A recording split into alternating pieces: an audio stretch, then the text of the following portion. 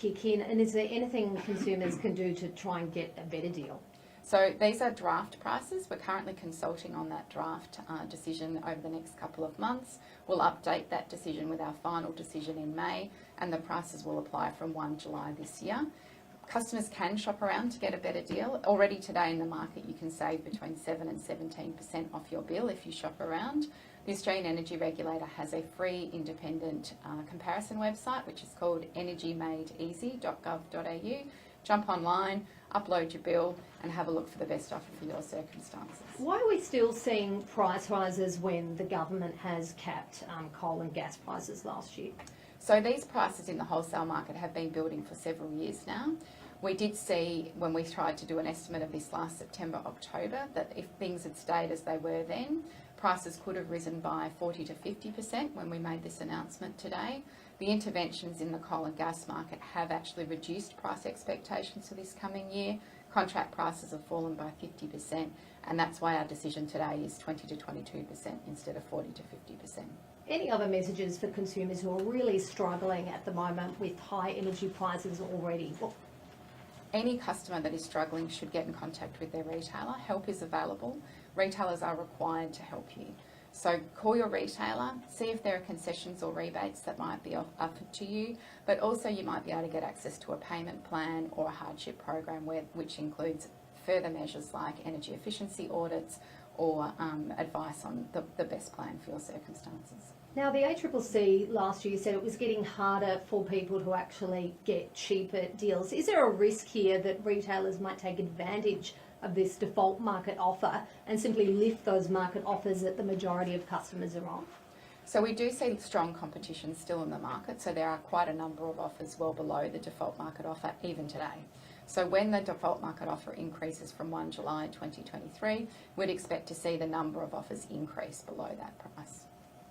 Is there much variation as to the default offer in different states, and what's driving those differences? So the differences are not great in this decision. So we're seeing about a 22% increase in South Australia, 22% in New South Wales and 20% in Queensland. A lot of it's to do with how big your bill is to begin with and also how much they increased last year. But the increases are fairly similar between the states. So the generation capacity in each sort of state doesn't really affect the default offer too much? All three of the jurisdictions where we set prices are in the same national electricity market, so they all buy and sell electricity in the same system. And are you able to talk about the bulk price of electricity and how that's increased and contributed to this? So that cost of generating electricity is the biggest driver of increase that we're seeing in the decision today. That has been impacted by significantly higher coal and gas prices, also quite a lot of outages at our coal-fired power stations in particular, so a very tight supply-demand balance. And we've also seen, particularly through the middle of last year, a cold start to winter and lower output from renewable energy sources. So all of those pressures have contributed to higher wholesale prices, but we are seeing that moderate since the intervention, and through summer we've seen very good renewables output. Now, this is a draft decision, as you said.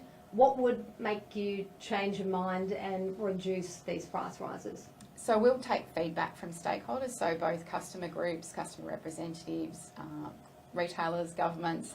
We'll look at all of that feedback in the coming months. We'll also continue to update our estimates. So we'll have a better estimate of network prices, and that's the cost of poles and wires, when it comes to May, and we'll also have more information about the price of wholesale electricity at that point in time. So we will update those estimates in May. Looking ahead, are we going to see these sorts of double-digit percentage price rises continue? It's very hard to tell, unfortunately, but at this point in time, prices are fairly stable. So we're hoping to see if that continues between here and when we make that decision in May, we shouldn't see a big change. Could those estimates go up, though, once you look at the price of poles and wires? They're unlikely to be reduced, isn't that right? There will need to be growing investment in our poles and wires, but also in new forms of generation. So as we retire the coal fleet, we need to invest in lots more gas-fired generation, also batteries, storage, pumped hydro, and the transmission infrastructure, as I said, to make sure that we can bring down power prices as coal-fired power stations close. Does the regulator have a view on Victoria's SEC at all? We're not involved in setting the price in Victoria, but it's a similar message to customers all around the country. There are better offers available, whether you're in Victoria or Queensland or South Australia or New South Wales. Jump online, either for the Australian Energy Regulator's website, which is energymadeeasy.gov.au, or Victorian Energy Compare to find out the best deal for your circumstances. What were the generators telling you in their submissions to the regulator? Were they pushing for even higher increases? The retailers are looking to recover their costs, and our job is to strike a balance. So we need to make sure that there is a balance between protecting customers from unjustifiably high prices and ensuring retailers can recover their costs. And that's what we've done with this draft decision.